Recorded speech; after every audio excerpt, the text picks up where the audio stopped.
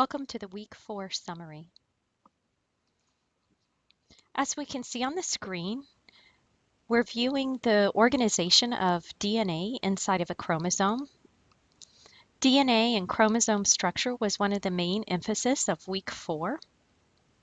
If you recall, DNA is wound around histone proteins, which are then tightly coiled back upon themselves to eventually form the structure that we see over here that's located inside of a nucleus. So DNA is highly organized in eukaryotic cells. This packaging enables the DNA to be preserved, yet also expressed. Here's a karyotype of a female, basically showing the organizational pattern of chromosomes 1 through 23. Recall that each chromosome has 2 chromosome pairs, one from each parent. So we end up being made up of 23 homologous chromosomes, each pair having one chromosome from the mother and one from the father.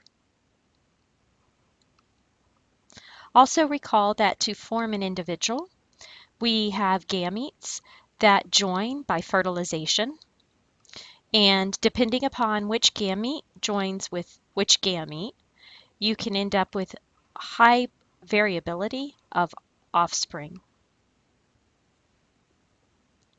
Recall the genetic material is based upon sugar phosphate backbones, and the sugar phosphate backbones repeat, and what differs on each DNA nucleotide is the nitrogenous base, as we can see in adenine, guanine, thymine, and cytosine.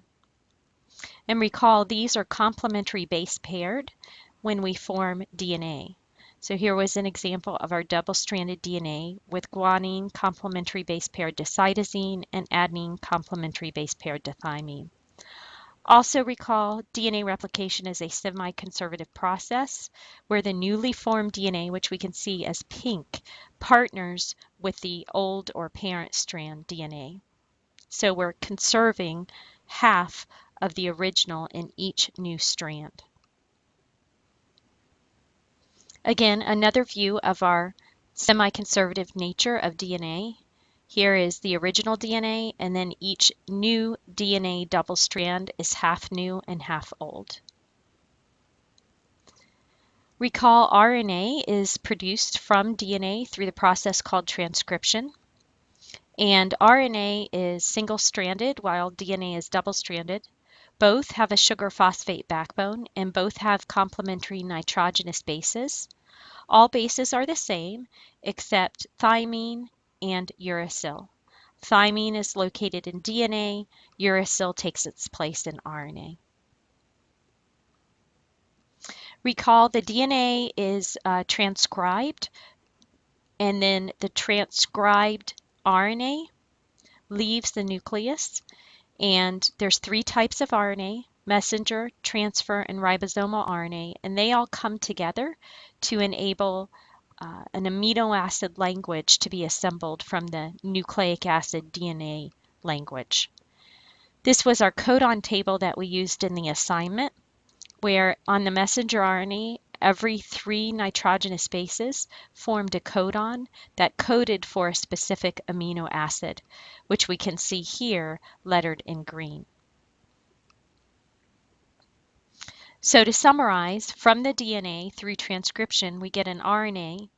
From the RNA, messenger RNA being read by ribosomal RNA contained within a ribosome, and then transfer RNA having anticodons that complementary pair with codons, bringing the correct amino acids for protein synthesis. We end up eventually getting a polypeptide or amino acid sequence. That's the sole purpose of DNA expression, taking the genetic material contained within the DNA and expressing it as a polypeptide. Recall the ribosome that reads the message is made up of ribosomal RNA and proteins, and it forms two subunits, a large and a small, that will then basically sandwich itself around the messenger RNA. Recall the messenger RNA is read in the cytoplasm, which is blue, and as the messenger RNA is read, the process of translation occurs. And in translation, we assemble our polypeptide based upon the DNA language.